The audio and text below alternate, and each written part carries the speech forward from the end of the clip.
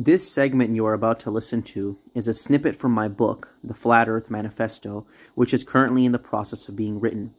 God willing, this book will be the most comprehensive treatise ever written on the subject of flat Earth when it is complete.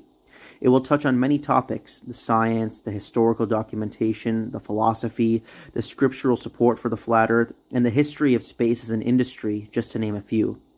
If you are interested in learning more, subscribe to my channel and turn on notifications to get more updates about the book. Peace and God bless.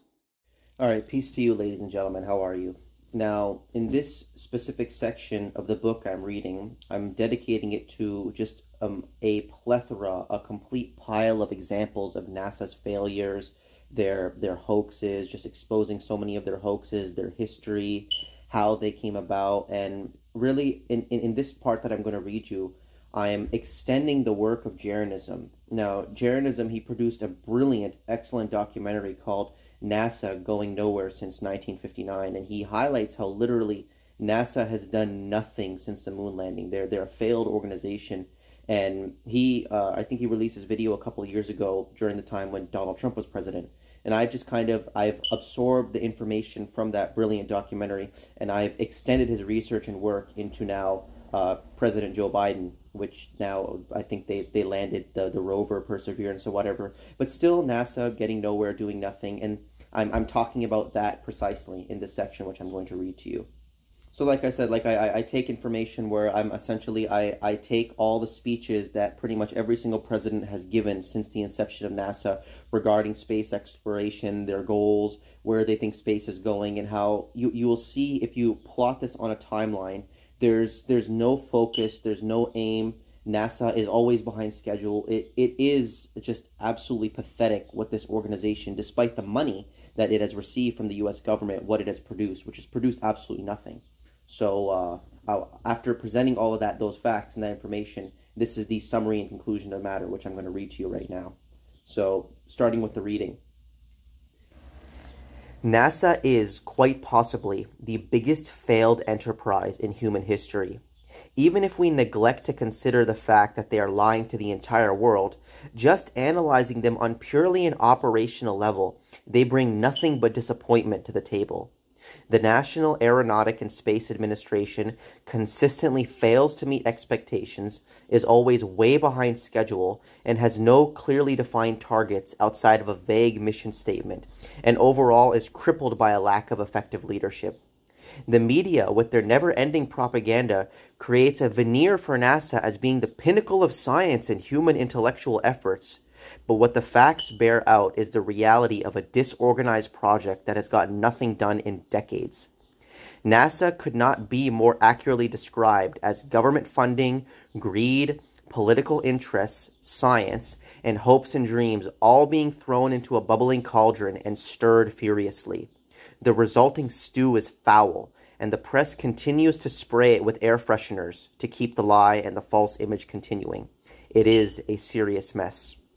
And to interject here, that's essentially what I'm talking about, is how that's all space has been about. If you look into it, I talk about it in the book. I can't go over all that right now because it's so much information, but if you do research into the space race of Russia supposedly versus America supposedly, blah blah blah blah blah, it's always been about politics. It's, you know, people, they think of NASA as, oh, it's this great scientific organization.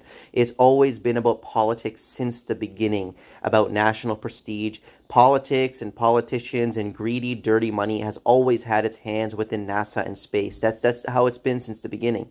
And like I said, it has nothing to do with science. It's been political, a political tool. And openly, you can look into the space race. It's always been about political gain and intrigue. But continuing on.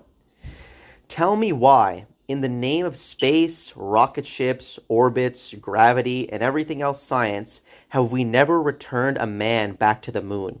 In what world, other than the world of politics, does that make sense? Barack Obama said it is because we have, quote, already been there, and I have since then heard many other NASA fanboys tell me the same. I understand that some believe that we should attempt a return to the surface of the moon first, as previously planned. But I just have to say, pretty bluntly here, we've been there before. Buzz has been there. There's a lot more of space to explore and a lot more to learn when we do. So I believe it's more important to ramp up our capabilities to reach and operate at a series of increasingly demanding targets while advancing our technological capabilities with each step forward. And that's what this strategy does. And that's how we will ensure that our leadership in space is even stronger in this new century than it was in the last.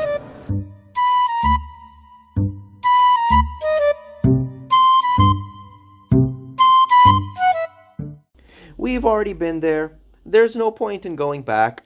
NASA has more important things to do. Are people really that good at deceiving themselves?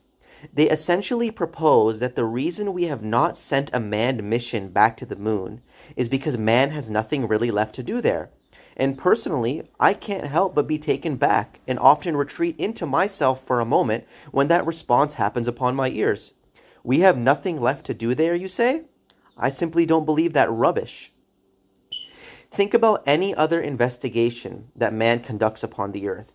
Crews of people keep returning back to the same areas over and over for repeated research. The same lakes, the same rivers, the same oceans, the same landforms, the same historical sites, and each and every single time they learn something new. Scientists will go back to the same areas with new equipment, new people, new hypotheses, and gather information they never had before. True science always proves itself to be historically repeatable. That is how it is employed here on Earth.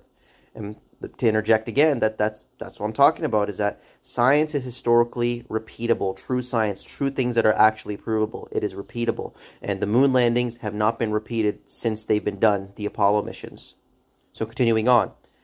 So why, when it comes to outer space, a region where no ordinary man can go, the rules start to change? Am I really being sold the idea that because Neil Armstrong and Edwin Aldrin, two men on Apollo 11, bounced around on the moon for less than 24 hours, that we have therefore learned everything that we need to know about the moon via human exploration? Once again, think of how many times archaeologists excavate the same ruins for months and months at a time, uncovering new pieces to the puzzle that were before undiscovered. And yet we do not seem to have this inclination towards the greatest feat in the history of mankind. Even if we grant this absurd statement as being fact, so like the statement that, oh, you know, we have no reason to go back there, you know, we've learned everything we didn't know about the moon. Even if we grant this absurd statement as being fact, we still can ask the question, has our manned research on the moon, which lasted for less than one full day and night, and just to let you know, supposedly when they went to the moon, their feet were on the lunar surface for, I think, 21 and a half hours, something like that. So for less than 24 hours, they were on the moon. So continuing on. Has our manned research on the moon, which lasted for less than one full day and night, been so effective and comprehensive that it satisfied the curiosity of the entire world? Sure. Let's say that America and the West as a whole has satiated their appetite for human investigations on the lunar surface with the Apollo program. But the international community as well? Including the United States, no other country is at all interested in the scientific, strategic, and reputational and military interests of sending men to the moon? No takers at all? That must be the case, since no one else has attempted to put their flag on the lunar soil to accompany the red, white, and blue stars and stripes which flap on its atmosphereless terrain. We have 6 moon missions, all done under the same president, Richard Nixon, which are never repeated again by the entire world. That is not science, ladies and gentlemen. That is a hoax, a mythology, a national fairy tale told to the public that inspires dreams. The truth of the beloved Apollo is this, that it was a fraudulent stunt done under one particularly bold liar, Richard Nixon's administration, which just happened to go through and has never been repeated again for fear of being exposed and sheer embarrassment. The Apollo missions were a buzzer beater, shot thrown across the full court, a Hail Mary long-hauled in desperation, which somehow managed to sink the basket and will never be attempted for a second time. They did it once, they nailed the essential cosmological, philosophical, and national imports into the common person's mind, and there's no need to go for a round 2. Space is real, America is the best, science is God in the public's mind, so we can now collect our earnings and go to the bank. So what we have now is NASA, a project which has effectively completed its purpose and is only kept existing artificially, continually sitting on its lazy rear collecting millions of dollars pretending to do science. All we get nowadays are rovers, probes, and other tin cans supposedly going into outer space and reliving the glory days of Apollo, celebrating the anniversary of that tremendous lie at every moment they can get. The US government, on the one hand, can't dispense with NASA because it's worth too much money, and on the other hand, doesn't quite know what to do with it either, since it's accomplished its purpose. It remains aimless, purposeless, and consistently underwhelming, in a state of scientific limbo, if we will. I liken NASA to the example of a now retired, former world champion boxer who does not know what to do after he hangs up the gloves.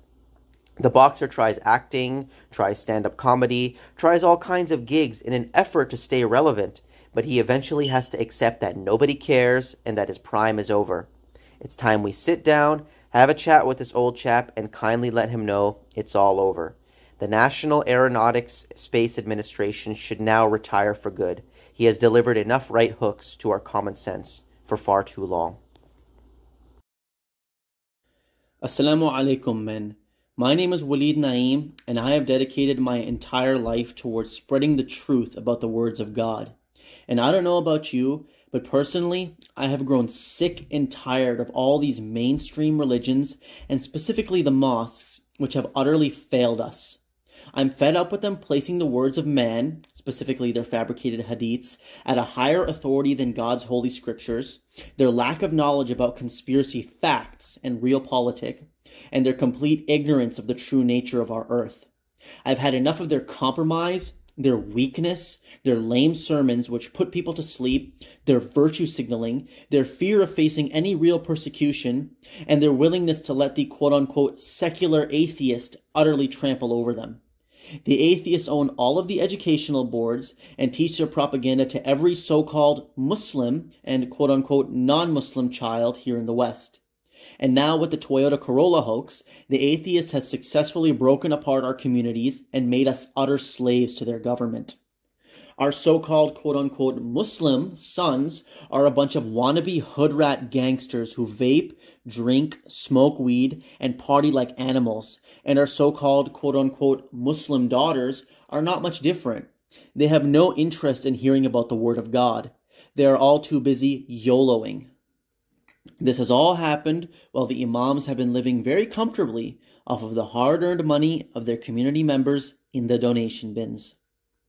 As stated before, I personally am completely fed up with this. The mosques have had all of the support, funding, enfranchisement, and time of our communities and have produced absolutely nothing. The atheist has made the so-called quote-unquote Muslim man his bitch. He has steamrolled him in every way possible. That is why I created Eyes Wide Open. This channel exists as a call to action for all of those strong believing men who trust in their Lord fully and refuse to compromise the Quran. It is time the true sons of Adam and the inheritors of the tremendous tradition, in other words, the true Quranic Muslims, to set up something for themselves and fearlessly stand up against the madness that is going on in the world. What you see with my channel right now is only the beginning. These short videos I make in my car are all that I have time for right now, working a full-time job. I scribble these together while at work and make these videos while running errands. But you ain't seen nothing yet. If God should will, I have so much more in store for Eyes Wide Open. I want this to be a platform for the believers. Just a couple of things I have planned for this channel is, firstly, creating scholarly books, documentaries, and essays to arm you guys with the intellectual firepower for dealing with all of our enemies. Secondly, I would like Eyes Wide Open to be a center for heavy activism, public and street preaching, going to City Hall, organizing protests, knocking doors, going to baseball, hockey, soccer, basketball, and other major sporting events and preaching to the people leaving the stadium, going to the totally failed mosques, synagogues, and churches and debating with their religious leaders, going to universities and debating the quote-unquote secular professors on their laughable so-called science, and much more. It's time the believers start to fight back and shake the cage of this disgusting system. My goal is to create a base for the believers. I want people to know of our name, that there are dedicated, zealous, and studious men who do not compromise the word of God, and we are ready to take action. If we keep waiting for our mosque to do something about the real problems of this world, then we will be waiting until Judgment Day. We need to create something now from the ground up. With that being said, may God bless us in all of our endeavors and guide us every step of the way. If this sounds like something you are interested in, and if you want to be a part of the movement, then you can help me out. My Patreon and PayPal are linked in the description of every video, and, God willing, if enough generous believers decide to fund this platform, then I can quit my full-time job and look for something part-time, or, even better than that, leave employment completely, which will give me more hours in the day to do this work. I do not care to be rich. All of that stuff is vanity anyways. But the fact of the matter is, my wife and I need to eat and have a roof over our heads. So, if you wish to support the cause, then I thank you sincerely for that and promise to fight with might and main in the cause of God for the believers. If you are not able to, hey, then I totally understand. Find somebody else who needs that money and give it to them. Give it out of fear of your Lord and in dread of that great and terrible day, which is coming to all of us.